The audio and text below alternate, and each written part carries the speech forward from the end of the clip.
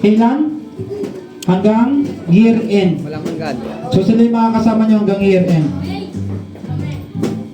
So sa mga susunod na games natin, bawi kayo yung mga medyo di pinalad. So bawi kayo next game. Okay? Yeah, settle down na tayo.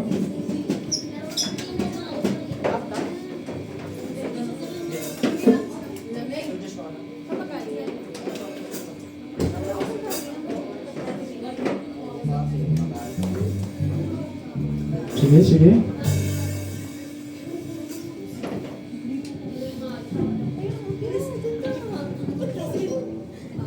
Ayan, sige, ayos na tayo ng upo. Sige, upo ka ng Arvin.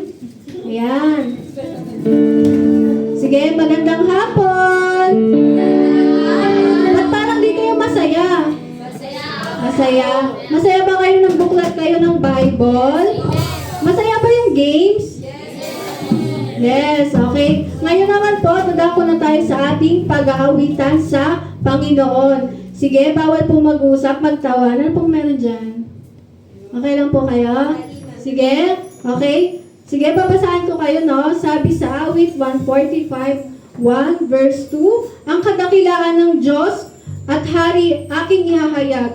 Di ko titigilan magpakailanman ang magpasalamat. Aking pupurihin, pasasalamatan siya araw-araw. Di ako titigil lang pasasalamat magpakailanman. Di ba napakasarap sabihin yung word na magpakailanman? Sabi, magpasalamat daw tuwing kailan lang ba?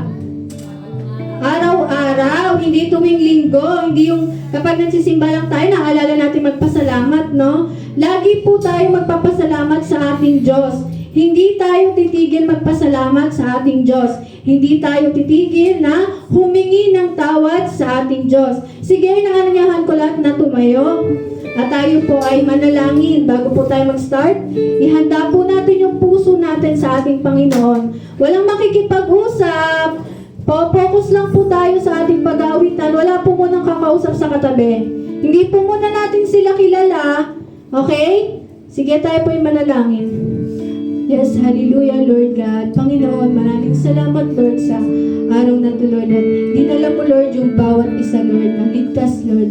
Panginoon, salamat, Lord, sa mga buhay nila, Lord, na nakakasama po namin sila dito.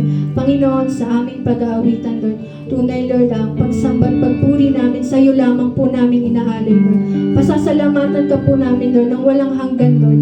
Walang hanggan, Lord, yung kabutihan mo, Lord, sa bawat isa, Lord. Panginoon, kayo na pong bahala, Lord, sa aming gagawin, Lord. Itulay, Lord, na bibigyan ka, Lord, ng kagalakan, Lord, sa puso, Lord, ng bawat isa, Lord. I-open mo po, Lord, yung heart and yung mind po ng bawat isa, Lord. Kayo na pong bahala, Lord. Tinataas ko na po ang aming dalangin sa Panginoon Jesus. Amen! Hey, hallelujah! Sabi na, hallelujah! Amen! Kaya awit na po natin ating Panginoon.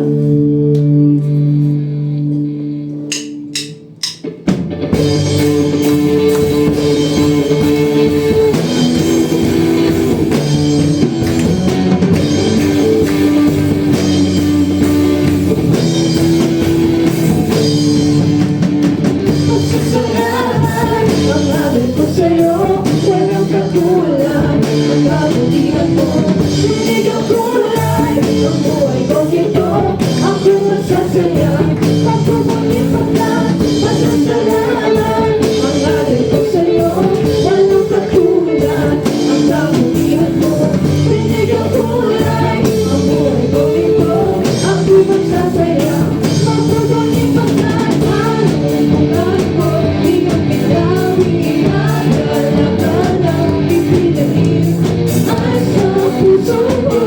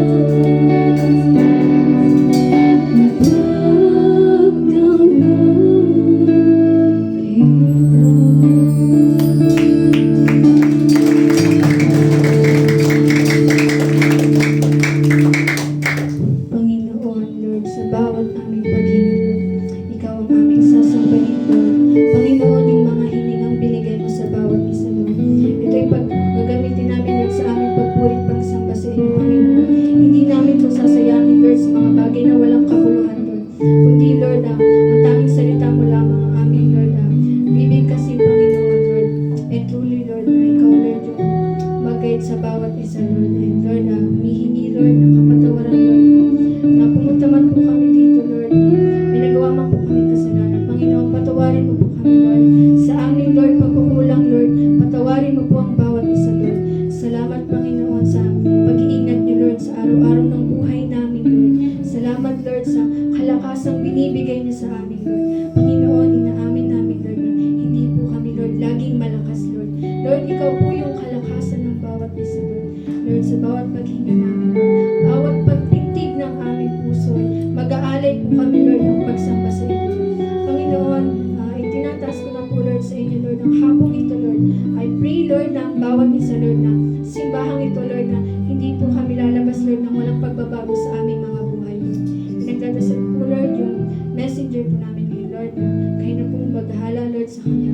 Ikaw po Lord yung mag-speak Lord sa bawat isa Lord. Sa mga puso nila tunay Lord na maunawaan nila Lord yung mensahe mo Panginoon. At ito po Lord i-apply nila sa kanilang mga buhay. Panginoon, gamitin mo Lord yung bawat isa Lord na maging ilaw Lord ng kanilang tahanan Lord. Sa pamilya nila Lord, pagkaingatan mo po sila Lord. Kayo na pong bahala Lord sa bawat isa Lord. Tinataas ko na po Lord ang aming dalangin sa mga Jesus.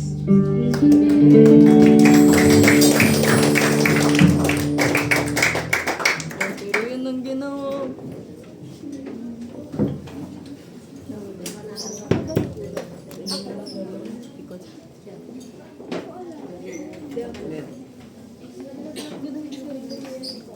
Ano?